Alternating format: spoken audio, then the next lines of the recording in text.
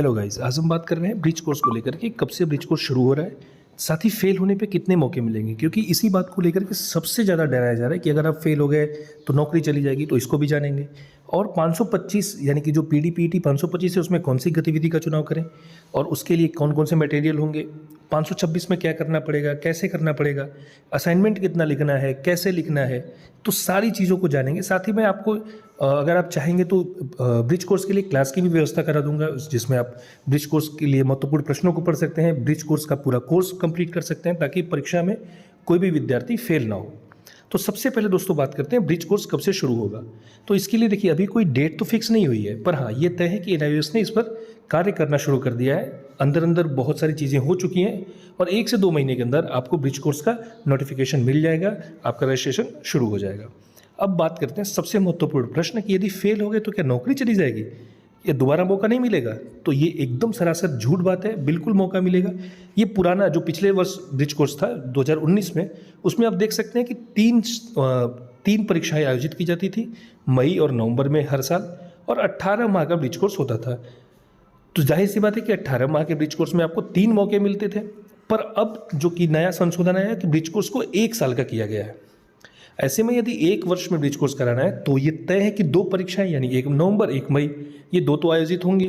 और इसमें ये भी इंक्लूड है कि अगर 2 परीक्षाएं होंगी तो फेल वालों को या बैक पेपर वालों को 1 मौका ज़रूर मिलेगा। तो इससे डरने की कोई ज़रूरत नहीं है कि मौका नहीं मिलने वाला है, बिल्कुल 1 मौका आपको मिल रहा है, मिलेगा। और अभी हो सकता है कि जो नया अभी जब हैंडबुक आए तब क्लियर होगा कि क्या 18 महीने ब्रिज कोर्स का समय रखा जाएगा या ब्रिज कोर्स का समय अभी जो जैसा कि चल रहा था 1 साल का, तो ब्रिज कोर्स का जो समय है वो 1 साल रखा जाएगा। क्योंकि दोस्तों 1 साल रखा जाएगा तो 2 परीक्षाएं, और 18 महीने का रखा जाएगा तो 3 परीक्षाएं या 3 मौके आपको मिलेंगे। तो इतना परेशान होने की ज़रूरत नहीं है, निश्चिंत रहिए। अब बात करते हैं 525 में कौन सी गतिविधि को चुने। तो देखिए, पहले जान लीजिए कि 525 में कुल 7 गतिविधियों को चुनना है। और ये जो इसकी रिपोर्ट है, इसको आपको कार्यशाला के दौरान जमा करना पड़ेगा। 100 अंक का होने वाला है ये। और गतिविधि आप वही चूज़ करिए जिसमें मटेरियल बहुत ज़्यादा उपलब्ध हो और साथ ही उसमें आप सहज हो, क्योंकि ऐसी गतिविधि आपने चुन लिया जिसमें मटेरियल कम हो तो आप परेशानी में आ जाएंगे। देखिए दोस्तों, 4 समूह हैं, A, B, C और D। तो A, B, C में से 1 गतिविधि और D समूह से 2 गतिविधि को पर्यवेक्षक चेक करेंगे, और A, B, C से 2 गतिविधि और समूह D से भी 2 गतिविधि, A, B, C से 1 गतिविधि और समूह D से 2 गतिविधि को परामर्शदाता द्वारा चेक किया जाएगा। अब देखिए, पर्यवेक्षक कौन होगा, परामर्शदाता कौन होगा। तो देखिए, पर्यवेक्षक तो वहाँ से नियुक्त होंगे NIOS की तरफ से, और परामर्शदाता आपके विद्यालय का वरिष्ठ शिक्षक हो सकता है। अब यहाँ आप देख सकते हैं ABC से कुल 60 अंक, इसमें से 1 गतिविधि को चुनना है, और D में से इसके 3 उपखंड हैं। पहले खंड और तीसरे खंड से 1 गतिविधि और दूसरे खंड से 2 गतिविधियों का चयन करना है। अब ये लाइन से आप गतिविधियां देख सकते हैं। समूह A की सारी गतिविधियां, जिसमें शिक्षा का कानून, 2009 का विवेचनात्मक परीक्षण, राष्ट्रीय पाठ्यचर्या, आचार संहिता या नामांकन पहुंच धारणा, इस पर चीज़ें लिखनी है। या जो समूह B है, इसमें है बच्चों के अधिकार के उल्लंघन से संबंधित कतरन, विद्यालय में खेल का आयोजन, या अपने पड़ोस के बच्चों की केस प्रोफाइल तैयार करना, बच्चों के बातचीत का चित्रण करें जो कि अपने साथियों के साथ बात करते हैं, या फिर अपने विद्यालय में बच्चों के साथ व्यवहारात्मक मुद्दे और समस्याओं को चिन्हित करें। समूह C है बहुस्तरीय कक्ष में शिक्षण का आयोजन, चुनौतियों को चिन्हित करना और इस परिस्थिति में उन पर विजय प्राप्त करने के तरीके चिन्हित करना। अब इसमें आप देख सकते हैं बहुत सारी गतिविधियाँ हैं, जो कि मैं सबको इसलिए नहीं बोल रहा हूँ कि अंत में बताऊँगा कि कौन सी गतिविधि का चयन करना चाहिए मेरे हिसाब से। अब हो सकता है आपके हिसाब से कोई और गतिविधि अच्छी लगे जिस पर आपके पास स्टडी मटेरियल ज़्यादा हो, तो आप उसको चूज़ कर सकते हैं। पर हाँ, जो मैं गतिविधि बता रहा हूँ, इस पर जो भी मटेरियल होगा वो मैं आपको अवेलेबल भी कराऊंगा। जाहिर सी बात है, इसमें सबका असाइनमेंट भी अलग अलग होगा, सबकी गतिविधि भी अलग अलग होगी और रिपोर्ट भी अलग अलग होगी। तो इससे परेशान होने की जरूरत नहीं कि सबकी रिपोर्ट एक जैसी, ऐसा बिल्कुल भी नहीं होगा। एक बहुत ज़्यादा अमाउंट में आपको मैं मटेरियल उपलब्ध करा दूंगा, वहाँ से आप छाँट करके उसको लिख सकते हैं। तो बहुत परेशान होने की ज़रूरत नहीं है, ये सारी चीज़ें अवेलेबल कराई जाएंगी। पर वो तभी हो पाएगा जिस गतिविधि को मैं बताऊं, अगर आप उसे चूज़ करें तो ये काम हो सकता है। अब आइए देखते हैं कौन कौन सी गतिविधियां हैं और उसमें कौन सी चुननी चाहिए। तो समूह A से देखिए, मेरे हिसाब से विभिन्न स्रोतों, लोक कथा, पंचकथा, जातक कथा या स्वतंत्रता संघर्ष इत्यादि में से कम 2 कहानी एकत्र कर लीजिए और उनके मूल्यों की पहचान करें। ये गतिविधि मेरे हिसाब से अच्छी है। समूह बी में बच्चों के अधिकारों के उल्लंघन से संबंधित समाचार पत्रों की 20 कतरन इकट्ठा करें। बच्चों के अधिकारों के प्रति जो जागरूकता है उसको कैसे फैलाएं, इसके उपाय बताएं। तो अगर मुझे चूज़ करना हो तो मैं इन्हीं दोनों को चूज़ करूँगा, समूह ए और समूह बी से।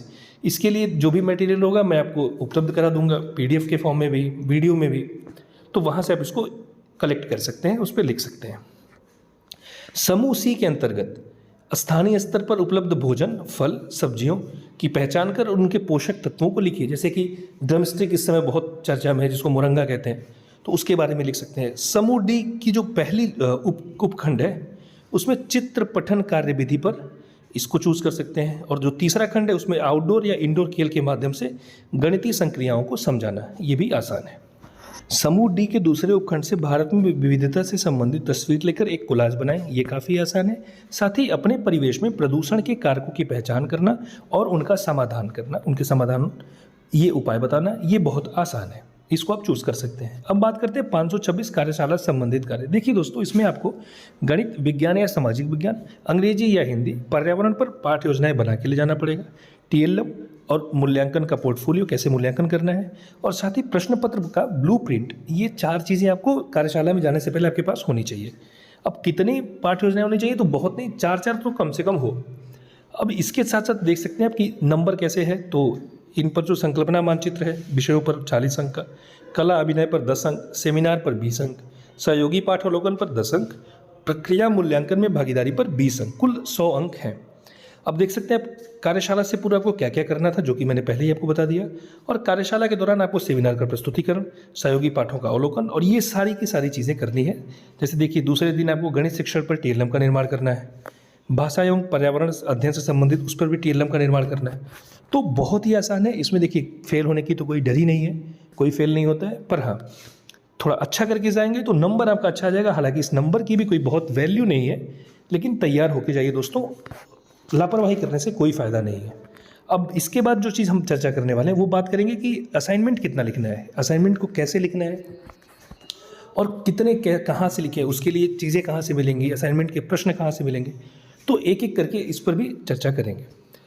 अब सबसे पहले दोस्तों, सबसे इंपॉर्टेंट चीज़ है कि असाइनमेंट कितने लिखने हैं। तो देखिए 10 असाइनमेंट लिखने हैं, 7 सैद्धांतिक और 3 प्रयोगात्मक। ये इस पर आपको नंबर, इस 7 सैद्धांतिक, ये 7 तो 4 विषय हो, 521, 522, 523 और 524, इन्हीं 4 से ये 7 के 7 असाइनमेंट लिखने हैं, और 3 जो प्रयोगात्मक हैं उन्हें भी लिखना है।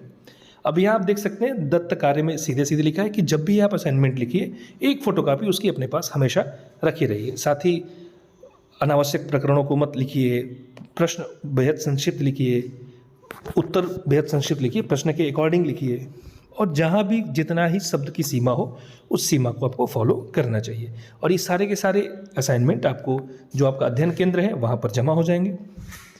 और इसमें देखिए, ये सीधे 521 में 1 सैद्धांतिक 1 प्रयोगात्मक, 522 में 1 सैद्धांतिक 1 प्रयोगात्मक, 523 में 1 सैद्धांतिक 1 प्रयोगात्मक, यानी 1 सैद्धांतिक 1 प्रयोगात्मक, ये 6 इधर हो गए। और 524 में आपको मिलेंगे कुल 4, भाषा से रिलेटेड 1, पर्यावरण पर 1, गणित पर 1, विज्ञान या सामाजिक विज्ञान अध्ययन पर 1, यानी इन पर विषयों में से चारों विषय पर 1-1 असाइनमेंट लिखना है। और 521, 522, 523 पर भी 1-1 असाइनमेंट आपको लिख करके जमा करना पड़ेगा। अब देखिए, जो इसकी टाइम लाइन है, तो पहला जो असाइनमेंट है कार्यक्रम प्रारंभ होने के तीसरे महीने के दूसरे दिन तक, यानी तीसरे महीने तक जाते जाते आपका असाइनमेंट कंप्लीट हो जाना चाहिए। आपको अपना असाइनमेंट तीसरे महीने तक ले जाके जमा कर देना है। और एक बात ध्यान रखनी है कि असाइनमेंट की 1-1 फोटोकॉपी आपके पास हो, ताकि अगर असाइनमेंट NIOS की तरफ से गुम हो जाए, अध्ययन केंद्र में गुम हो जाए, तो कम से कम आप फोटोकॉपी ले जाके इस शर्त पे दे सकते हैं कि भाई हमने पहला असाइनमेंट जमा किया था, आपने उसको खो दिया, तो ये हमारी फोटोकॉपी जमा कर लीजिए, और इस आधार पर वो जमा कर लेंगे। तो धन्यवाद दोस्तों, थैंक यू सो मच।